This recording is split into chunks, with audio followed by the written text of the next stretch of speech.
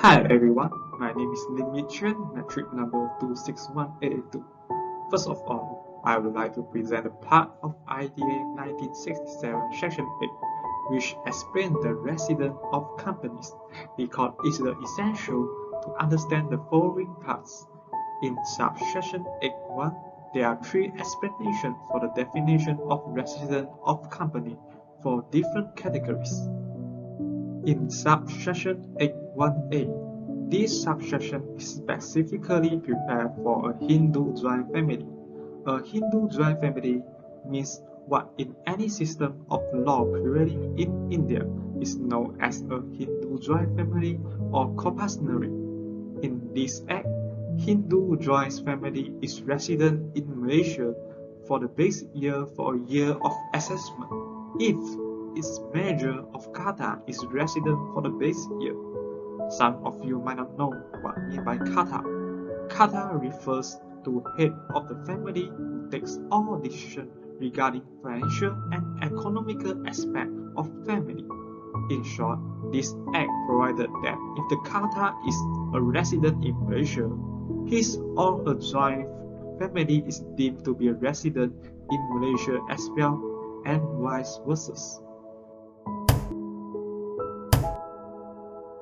Next, subsection 8.1b states that a company or body of persons which not being a Hindu joint family carrying on a business is resident in Malaysia for the basic year for a year of assessment if at any time during the basic year the management and control of its business or of any one of its businesses, as the case may be, are exercised in Malaysia.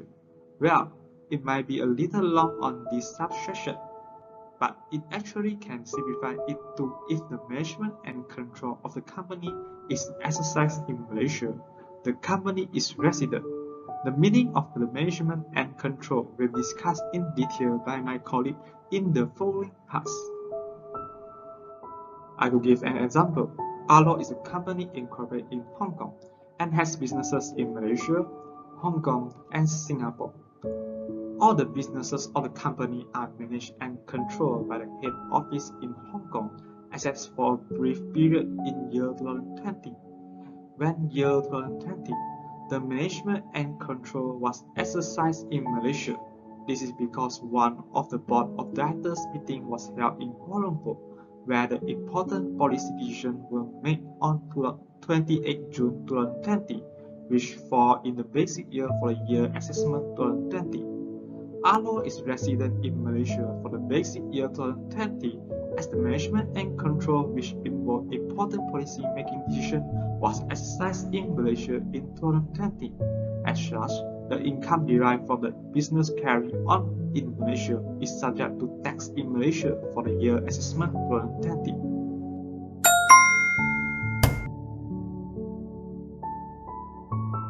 In subsection 8.1c, it provides that any other company or body of person which not being a Hindu joint family is resident in Malaysia for the basic year for a year of assessment if at any time during the basic year the management and control of its affairs are exercised in Malaysia by its director or other controlling authority. This subsection actually quite similar to the previous subsection 8.1b. The only difference in here is this subsection prepared for resident status of any other company or body of persons, and it falls on the recognition of resident is based on the management and control of affairs need to be exercised in Malaysia by its directors.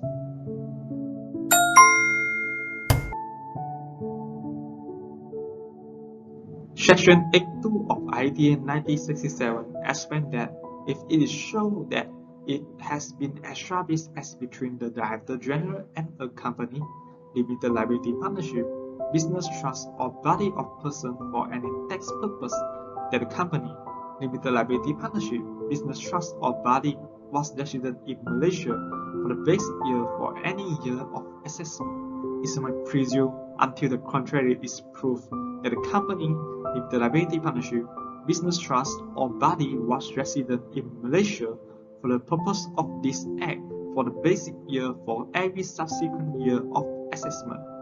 Okay, I know there are a lot of words in this subsection, but in short, it's mainly talk about the Director General, DG, of a company should be presumed until contrary is proved that the company was resident in Malaysia for basic year for every subsequent year of assessment. Now, I would like to pass to my friends to continue the presentations. Good day to Dr. and everyone. My name is Fumeki, metric number 2624333. I will start the presentation with the management and control.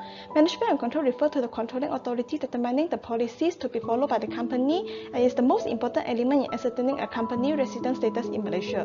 The management and control are considered to be exercised where the directors meet to conduct the company business or affairs irrespective of where the company might be incorporated, such as decision to continue or discontinue a business, to determine the nature of company business, the mode of financing, and how to manage income and expenditures. We look for two cases related to the management and control. The first case is Calcutta Jute Mouse Company Limited versus Henry Nicholson.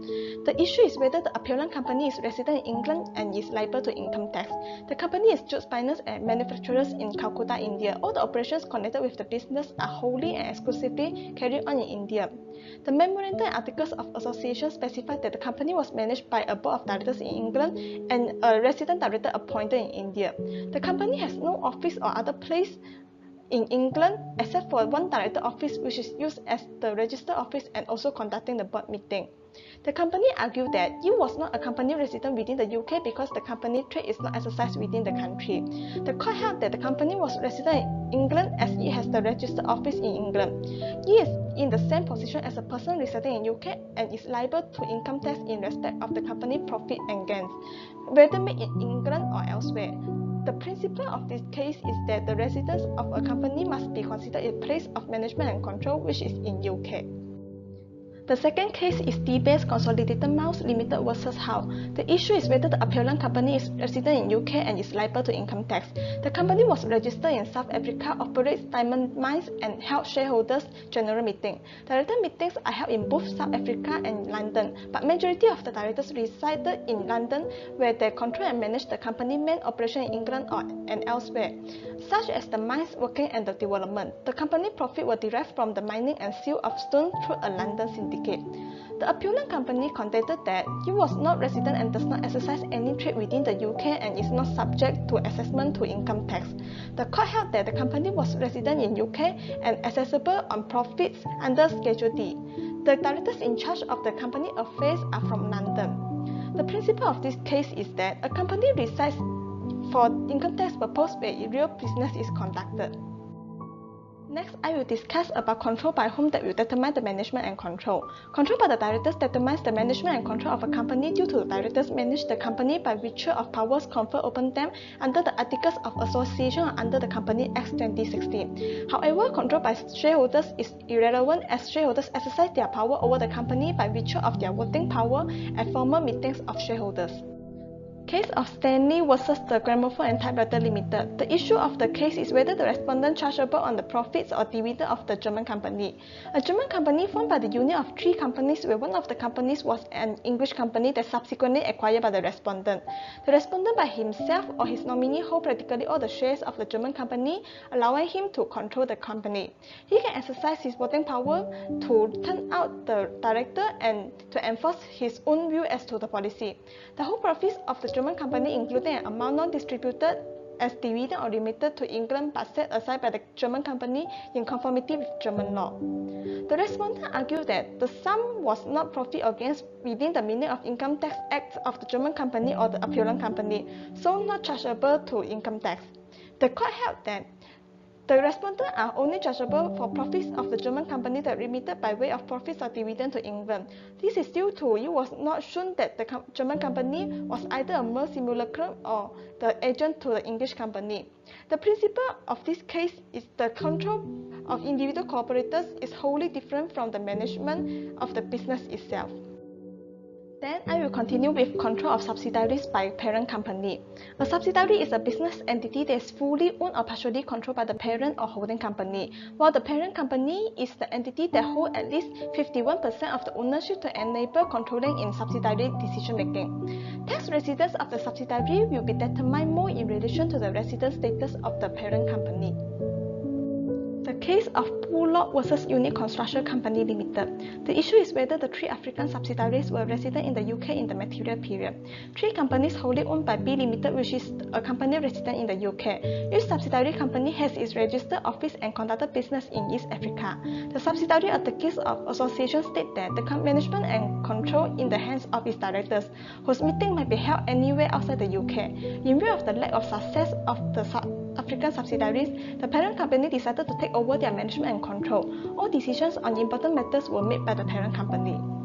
The argument is that the African subsidiaries were clearly based in East Africa and none of the African subsidiaries were resident in the UK at all material times. The commissioners found that the controlling power and authority were vested in its board of directors and held that the 3 companies were resident in the UK at the material time. The principle in this case is that a company is resident where its central control and management abide.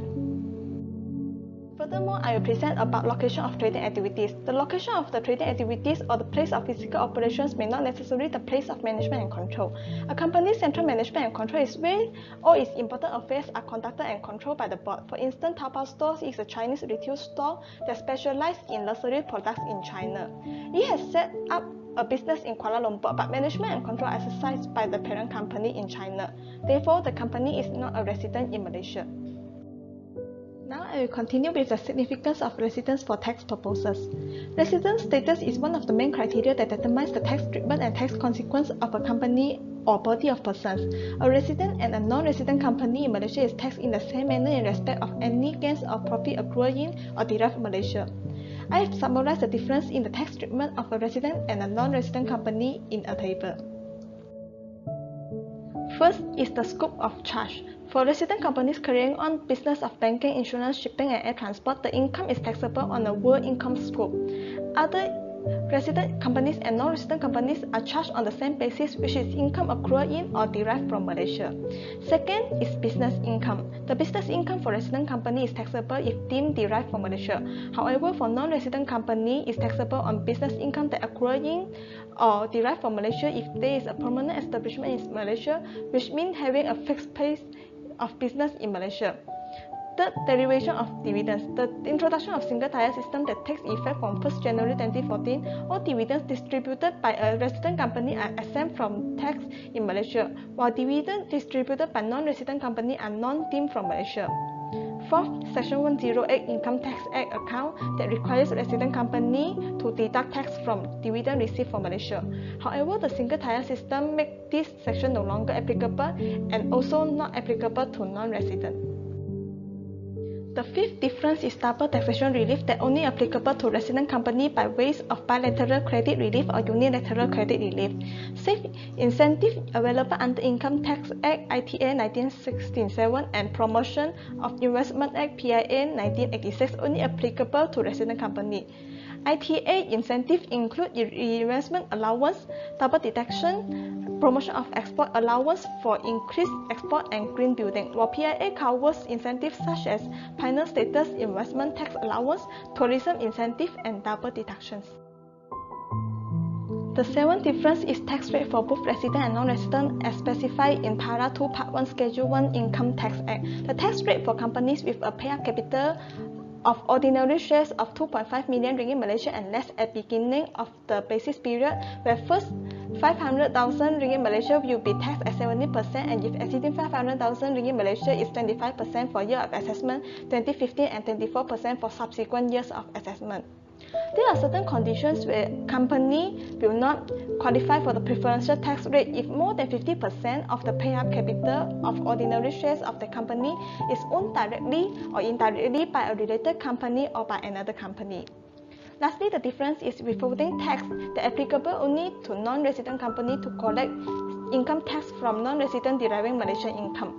Certain receipts subject to withholding tax including royalty, interest, income of non-resident public entertainer, contact payment, income under Section 4F Income Tax Act 1967 and distribution of family fund, Takaful family fund or Dana Am. That is all from me. Thank you. Thank you, Maggie. Hi everyone, my name is Chien, matric number 264621. Now I will start my presentation regarding imputation system and single-tier system. Firstly, imputation system is a system that adopted prior to 1st of January 2008. In this system, tax resident status of a subsidiary will be determined in part by the parent company resident status. Company residents in Malaysia are required to deduct tax on dividend paid to their shareholders. And the purpose of this system is to overcome the double taxation of income, because the same income will be taxed twice if the credit is not imputed to the shareholders. Next, we come to single tier system. Single tier system is a system introduced in budget 2008 to replace the imputation system with effect from year assessment 2008. In this system, corporate income is taxed at corporate level, and this is a final tax. Companies may declare single tier exempted dividend that will be exempt from tax in the hand of the shareholders. Next, I will talk about the reason of switching imputation system to single tier system. Firstly, the imputation system was not able to accommodate increasing complicated business transition, because now we got a lot of new type industry was set up, and this will make the business transition become more complicated, and the system is hard to implement. And next is the obligation of resident companies to maintain a franking account, which entail high compliance costs. The high compliance costs here means such as the cost to change a new system, human resource, and the others. And lastly is to remove the constraint that a company might have distributable profit and yet could not frank dividend because of insufficient credit. Next, I will talk about the impact of single tier system. The first benefit is to reduce administrative costs and enhance efficiency, as there is no need to maintain Section 108 balance. And next, the companies with huge Section 108 balance may pay special dividend during transitional period. Companies with capital gain and non-taxable accounting profit are also able to declare dividend without any constraint. Thus, shareholders may enjoy higher dividend yield. And next is high income bracket individual no need to pay tax on differential between his margin tax rate and the corporate tax rate. And lastly is reduce tax leakage, as the dividend are exempted from tax. Any manipulation to shift tax burden on dividend ceases to serve its purpose. The first disadvantage of single tier system is the holding costs, such as interest on loan, bond that are attributable to the financing of the investment, will no longer be tax deductible once dividend becomes single tier exempted dividend. Corporations need to undertake a tax review on how the investments are held and funded. Next, issuer of fixed rate preference share need to ascertain whether the coupon rate specified is a gross or net rate, as there is many additional costs on payment of dividends. And next, if individuals with the lower income, such as pensioners and retirees, will not enjoy any tax refund. Such refund may represent an important source of fund for this category of person. Tax exempted bodies and non-profit organizations will also lose the right to tax refund. And lastly, there will be an increased cash flow for government, as company may maximize dividend payout during the transitional period. Lastly, here is a small summary of difference between imputation system and single tier system. In the imputation system, tax paid by a company is not a final tax, while in the single tier system, the tax is a final tax. In the imputation system, tax is deducted from dividend paid, credited, or distributed to shareholders, while in single tier system, there is no tax being deducted. And in the imputation system, the shareholders are taxed on gross dividends received and entitled to claim Section 110 set off, while in the single tier system, dividends are exempted in the hand of shareholders. Lastly, there is a tracking mechanism through Section 108 account in imputation system, and in the single tier system, there is no tracking mechanism is required. That's all from me. I'll pass to my next member for further presentation. Thank you so much. Hi everyone, my name is Amelia Lee Cheng, matrix number 261480. Now I would like to present about company dividends and distribution. So first of all, what is dividend? Dividend is the distribution of profits by a company to its shareholders after being determined by the company's board of directors. This means that dividend is the reward for shareholders of the company who hold the company stock. So dividend can be classified into two classes of income on which tax is chargeable. Firstly, dividend income is subjected to tax based on Section 4A under investment income if the dividend received is related to stocks or shares in trade of a business. Next, according to Section 4C, Dividend income can be classified as a business income and it is taxable. The related case is Taylor versus Reid. In this case, the respondent was appointed as a trading manager by the appellant, who was the director of the company. In addition to the salary of respondent, the appellant agreed to transfer fully paid ordinary shares of the company to the respondent and guaranteed to provide return of 6.5% annually for 3 financial years of the company. The company practiced to declare dividends in November for the financial year ending in July. However, the appellant and respondent sold all the shares in the company to another company in September 1928. The respondent claimed that he is entitled to get the guaranteed return of 6.5% for the financial year ending July 1928. The court held that the respondent failed to entitle the guaranteed return. This is because the respondent had transferred all the shares in September 1928, which was before the date of declaration of dividend. Thus, he is not able to receive dividend from the company for the financial year ending July 1928, and the appellant has no liability to the respondent under their guarantee. According to Section 14, the dividend is deemed to be derived from Malaysia if the dividend is paid, credited, or distributed by a resident company. In Section 14, Subsection 4, for dividend in specie, the amount of dividend is the fair value of the property in the market when the dividend is distributed. This means that the property given as dividend should be revalued at the date of distribution of dividend. Based on Section 108, the company is not entitled to tax deduction from the payment of dividend if a company paid or credited dividend to its shareholders. Distribution for tax purposes. First, distribution comprises any dividend paid by a company, which also includes capital dividend. Capital dividend is the payment of dividends from the company's retained earning. Second, distribution includes any distribution paid out from the company's asset, which include both cash and non-cash. Thirdly, distribution consists of redeemable share capital or security. Fourthly, distribution includes interest or other distribution out of a company's asset regarding the company's non-commercial securities. Fifth, interest or other distribution out of a company's asset about special securities is considered a distribution. Sixthly, distribution is the amount from the transferring of assets between company and members when the benefit received by a member is more than the return from new consideration. The benefit is referred to the market value of the asset. Number 7, distribution includes the amount from the issuance of paid up share capital followed by the share capital's repayment. The case of North Investment Company versus R&C Commissioners is related to this.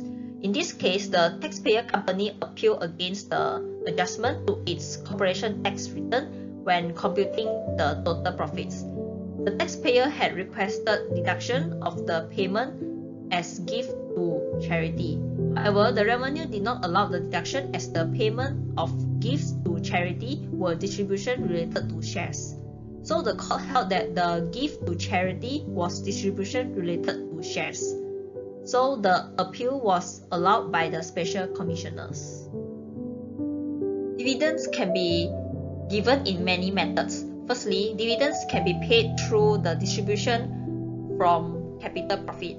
So capital profits is the profit from the disposal of fixed asset or issuance of shares and debenture for the purpose of fundraising. The related case is CIR versus Trustee of Joseph Reid. Secondly, dividends can be given in specie, which is in kind, such as shares and property. The case is Ray versus Lazard Investment Company Limited. Thirdly, this dividend can be given at once to the shareholders. Firstly, in this case, CIR versus Trustee of Joseph Reid, the trustee held shares in a trading company registered in South Africa. Then the company declared a dividend of 20% payable from capital profits realized on the disposal of properties, which were warehouses and office premises related to the business. So the shareholders in the United Kingdom received remittance regarding their dividend, and the amount received was without the deduction of income tax.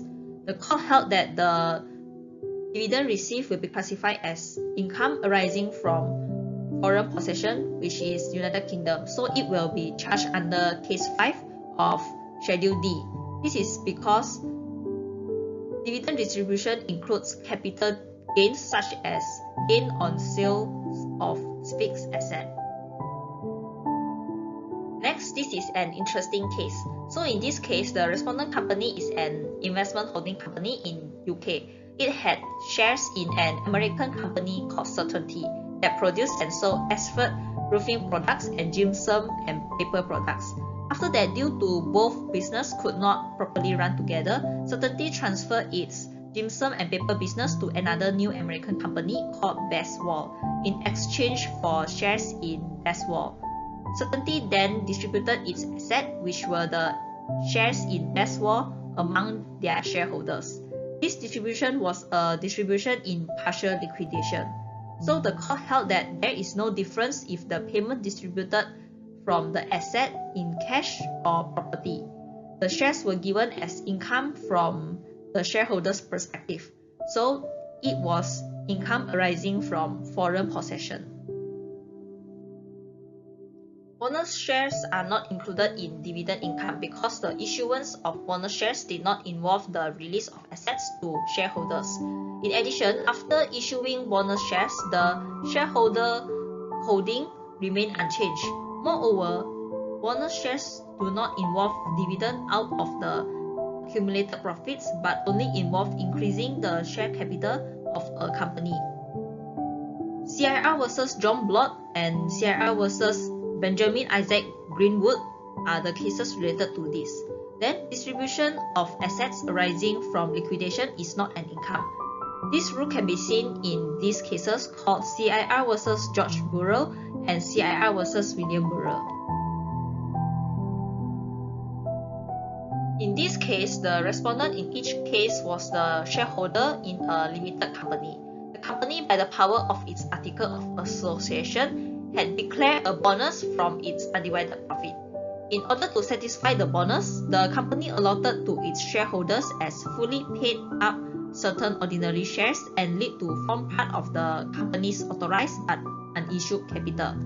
So the shareholders had no choice to receive cash instead of shares as the bonus. The court held that it was related to bonus and was distributed from the company capital but not income from the respondent perspective.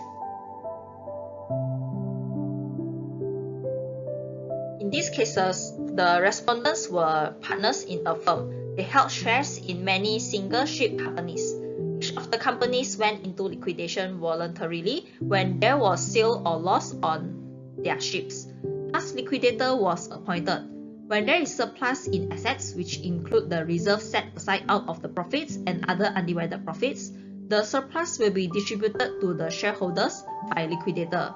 So the court held that upon liquidation of a company, the undistributed profits cannot be differentiated from capital, and the gain on sale of assets that distributed by liquidator as represents undistributed profits is not income from the shareholder's perspective. That's all from me. Now I would like to pass to my friends. Thank you. Hi everyone, my name is Wong Pei-Shi, matric number 261844. I will talk about the controlled companies. According to Section 2 of ITN 1967, the controlled company is a company that consisted not more than 50 members and controlled by not more than 5 persons in the manner described by Section 139 of ITN 1967. The Section 1391A of ITN 1967 describes that person that is said to have control of a company. In a short words, it means that a person who has direct or indirect control and own majority of the share capital and voting power of the company is claimed to have control of the company. The redacted case is still BEC International MV 1996. This case is the appeal of EVC against the decision of Lemon Jet. In this case, ICI and AnyChem set out a joint venture EVC on the basis of shareholder agreement between ICI and AnyChem. EVC had a wholly owned subsidiary in UK. This UK subsidiary paid 2 dividends to EVC and EVC claimed tax credit. However, the inspector refused the claim of tax credit because the article required the company not controlled by person of 2 or more associate or connected persons together to claim for tax credit. The law of UK claimed that any 2 or more persons acting together to secure or exercise control of a company were treated as connected to each other and having control of it for any purpose. The issue is whether ICI and AnyChem were acting together to secure or exercise control of EVC at the time the dividends were paid. The court held that the shareholder agreement mentioned in effect at the time the dividends were received. The shareholder can observe and perform the agreement and voting at the general meeting level, which showed the control of shareholder on EVC. Thus, the shareholder were acting together to exercise control of EVC. EVC cannot claim tax credit on the dividend received. Next, the section 1391B. A person who owns or has right to acquire the majority of the company issue share capital or entitled to receive the majority of the distribution from the company income based on the part of the capital or entitled to receive the majority of the redemption from the company assets based on the redeemable share capital when the company is winding up is said to have control on the company. While section 1391C of ITN 1967 explained that a person who entitled to the greater part of the asset available for distribution when the company is winding up is also said to have control over the company. According to section 1392 of ITN 1967, 2 or more persons are said to have control of the company if they satisfy any of the conditions in subsection 1 together. Furthermore, section 1393 of ITN 1967 allows the person who satisfies subsection 1 or 2 to attribute any nominee rights or power to any person, that is to say, another person who owns the right or power on his behalf or can exercise it on his behalf based on his requirement. For example, Ali has attributed his right to vote in general meeting to Abu. Hence, Abu can exercise the right to vote in general meeting on Ali's behalf. Moreover, section 1394 of ITN 1967 states that if the trustees of a trust are members of a controller company, only one of the trustees can become the members. If each of the trustees fulfill the condition in subsection 1 or 2, only one of the trustees can be the person that has control of the company. The case related to this section is JBB and Son Ltd VIR Commerce 1945. In this case, there are 8 directors of this company holding less than 50% of ordinary shares in their name, but 3 of the directors, John, James, and Henry, are brothers and hold 57,500 ordinary shares together as trustees of their sister Charlotte's marriage settlement. The company was assessed to assess profits tax on the reason that it was not a company that director therefore had a controlling interest therein. The issue is whether the 57,500 ordinary shares should be added to the 209,332 ordinary shares. Whether the company was one of the directors therefore have a controlling interest therein. The Court of Appeal held that shares owned by directors as trustees should be considered in ascertaining whether the director of a company have a controlling interest therein. The trust settlement mentioned that the trust fund will become divisible among the trustees John, James, and Henry in the event of Charlotte's death without issue. Therefore, the trustees have a contingent interest in the trust fund and the 57,500 ordinary shares of the company. Section 1395 is for the purpose of Section 1391B3 and Section 1391C. Any person who is a company loan creditor can be considered a member, and the reference to share capital can be treated as including loan capital. However, this section does not apply to a person who carry on the banking business and lend money to the company for the loan on capital or debt issued or incurred by the company. Section 1396 is for the purpose of Section 1391. There may be a situation where a person attributes all the rights or power of any company that he has, or he and his associate has control of any two or more such companies, or of any of his associate or any two or more of his associates to any person, including total attribution to a company or associate under Section 1393, but not total attribute to an associate under this subsection. This attribution will result in 5 or fewer persons have control over the company.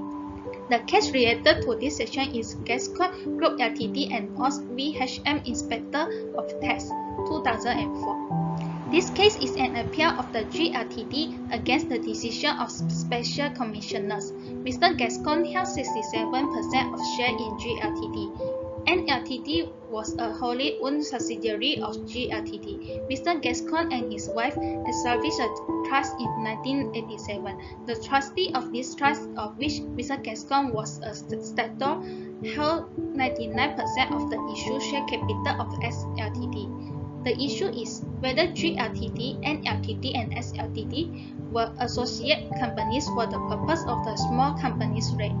The court held that the appeal was dismissed. The court concluded that Mr. Gascon had attributed to him control of all 3 companies. Therefore, they were associate companies of each other because they were all under the control of Mr. Gascon. Lastly, Section 1397 explains the definition of associate and member.